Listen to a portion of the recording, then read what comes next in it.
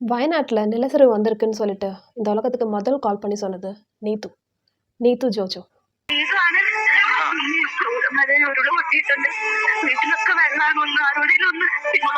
நீத்து ஜோஜோ சூரல்மலையில் வசிச்சு வந்தாங்க. இவங்க தான் முதல்ல வயநாட்டில் நிலச்சரிவு வந்திருக்குன்னு சொல்லிட்டு வெளியாட்களுக்கு இன்ஃபர்மேஷன் கொடுத்தது. நிலச்சரிவு நடந்த அன்னைக்கு ஒரு மிட் நைட்டு 2 மணி இருக்கும். அந்த டைமில் தான் வந்து நீத்து கால் பண்ணியிருக்காங்க பக்கத்தில் இருக்கிற ஹாஸ்பிட்டலுக்கு. நீத்து ஆல்ரெடி அந்த ஹாஸ்பிட்டலில் ஸ்டாஃபாக ஒர்க் பண்ணியிருக்காங்க. இந்த நிலச்சரிவு வந்து 3 தடவை வந்திருக்கு.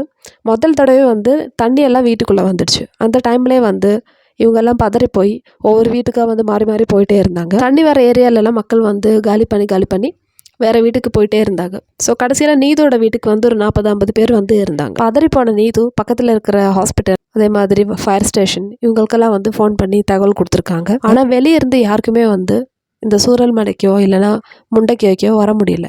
எதனாலன்னு பார்த்தீங்கன்னா ரோடு ஃபுல்லாகவே வெள்ளம் வந்துட்டு அடைச்சி கிடக்குது. அதே மாதிரி நிறைய பாறைகள் உருண்டு வந்து ரோட்டில் கிடக்கு. காட்டில் இருந்து யானைகள்லாம் வந்து ரோட் சைடில் மலை இறங்கி ரோட் சைடில் வந்து நிற்கிறாங்க.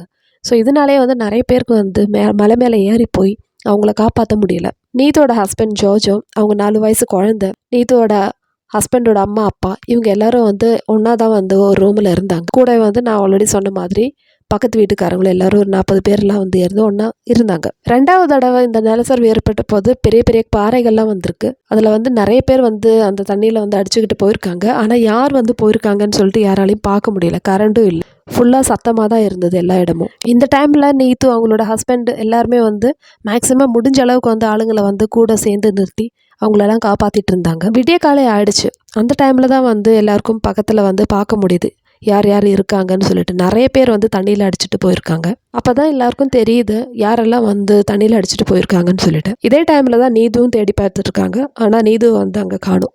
காலையில் ஆனதும் ரெஸ்கியூ டீம்லாம் வந்து எல்லாரையும் காப்பாற்றி முடிஞ்ச அளவுக்கு காப்பாற்றி எல்லாரையும் வந்து வெளியே அனுப்பிச்சிட்டாங்க. அதுக்கப்புறம் வந்து பார்க்குறாங்க எங்கேயாவது நீத்து இருக்காங்களான்னு சொல்லிட்டு. நீத்து வந்து காணும், எங்கேயுமே தெரியல. அவங்களுடைய குழந்தை சேஃபாக இருக்குது. நீத்தோட ஹஸ்பண்ட், அதே மாதிரி ஹஸ்பண்டோட அம்மா அப்பா, அவங்கெல்லாம் சேஃபாக தான் இருக்காங்க. 4 வயசு குழந்தைக்கு நீத்து மட்டும்தான். கடைசியில் வந்து ஒரு 5 நாளுக்கு பிறகு வந்து நீத்து வந்து மண்ணுக்குள்ளே புதஞ்ச நிலைமையில வந்து கண்டுபிடிச்சிருக்காங்க. நிறைய பேரை காப்பாற்றின நீத்தோட ஹஸ்பண்டுக்கு நீத்து எங்கன்னு தெரியல, அவரால் காப்பாற்ற முடியல. அவங்க எப்போ கையிலேருந்து ஸ்லிப் ஆனாங்கன்னு கூட தெரியல. ரொம்ப கஷ்டமான ஒரு தருணம் இது. வயநாட்டில் இப்படி ஒரு சம்பவம் ஆயிருக்குன்னு சொல்லிட்டு உலகத்துக்கு ஃபஸ்ட்டு சொன்ன ஒரு பெண்மணி அவங்க தான். மற்றவங்கள காப்பாற்ற தெரிஞ்ச நீத்துவுக்கு தன்னைத்தான் காப்பாற்றிக்க தெரியல. நீத்தோட அந்த கடைசி வார்த்தைகள் அதுதான் வந்து நம்ம காதில் வந்து கேட்டுகிட்டே இருக்குது. இங்கெல்லாம் தண்ணி வந்துடுச்சு, எங்களெல்லாம் காப்பாற்றுங்கன்னு சொல்லிட்டு அழுத அந்த ஒரு சத்தம், அது மட்டும்தான் இப்போ பேலன்ஸ் இருக்குது.